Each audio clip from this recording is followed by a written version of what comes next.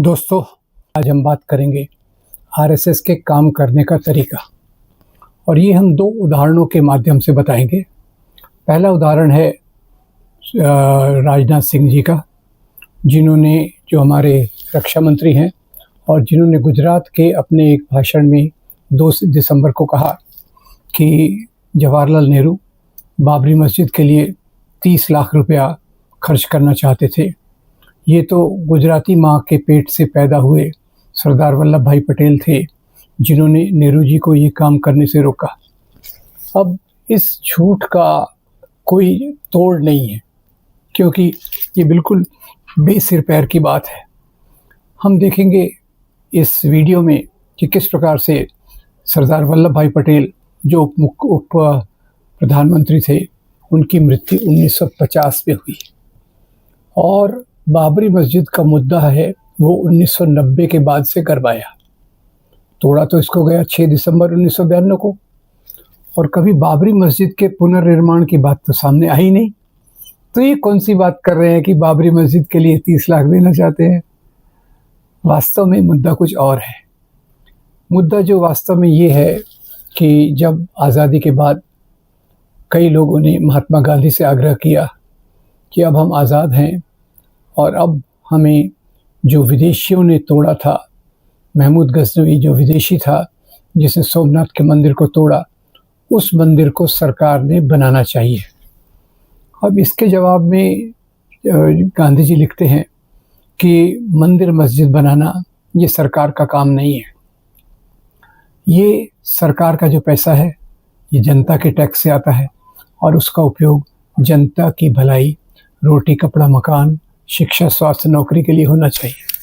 तो गांधी जी ने इससे मना कर दिया और इसी आधार पर जवाहरलाल नेहरू ने इसी बात को आगे लेते हुए सोमनाथ मंदिर में सरकारी हस्तक्षेप का विरोध किया। तो उसी समय फिर एक ट्रस्ट बना सरदार पटेल की अध्यक्षता में, जिसमें गाडगिल और कन्हैयालाल माणिकलाल मुंशी ये उसके सदस्य थे। इन्होंने जनता से पैसा जमा किया और सोमनाथ के मंदिर को बनवाया। अब उन्होंने क्या किया? उन्होंने बाबू राजेंद्र प्रसाद जो हमारे राष्ट्रपति थे, उनको इसके उद्घाटन के लिए बुलाया। तो राष्ट्रपति जो भी काम करते हैं कैबिनेट की सलाह से करते हैं। तो जवाहरलाल नेहरू ने कम्युनिकेट किया कि भाई, मंदिर का उद्घाटन करना ये आप सरकारी पद पर रहकर नहीं करना चाहिए। आप राष्ट्रपति हैं, ये एक सरकारी पद है, उस पर रहकर आपने ये नहीं करना चाहिए। बाबू राजेंद्र प्रसाद मंदिर का उद्घाटन करना चाहते थे और वो निजी हैसियत से बिना किसी तामझाम के सोमनाथ मंदिर गए और उसका उद्घाटन किया। तो अब ये जो राजनाथ सिंह जी हैं, कहीं का ईंट कहीं का रोड़ा और कौन से भानुमति का कुनबा बना रहे हैं। इसके पहले भी उन्होंने ऐसी कई बातें की हैं, जैसे राणा प्रताप जी ने बाबर को हराया, हम उसी प्रकार से पाकिस्तान को हराएंगे। अरे भाई साहब, बाबर की क्रोनोलॉजी तो देखिए। बाबर की जो पोता था, बाबर का पोता अकबर, उसकी लड़ाई राणा प्रताप से हुई थी और वो लड़ाई में भी हिंदू मुस्लिम एंगल नहीं था, वो मनसबदारी का सवाल था, जिसमें अकबर ने राणा प्रताप जी को 5 हज़ारी का मनसब देने का वादा किया, का ऑफ़र दिया।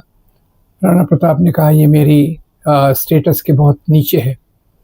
दोनों की लड़ाई हुई और ये लड़ाई में हल्दी घाटी में हुई और इस लड़ाई में अकबर के जो, खुद तो अकबर आए नहीं थे, उनके जो सेनापति आए थे उनका नाम था राजा मान सिंह, और राणा प्रताप जी के जो 2 सिपा सालार थे उसमें एक थे राम सिंह और दूसरे थे हकीम खान सूर।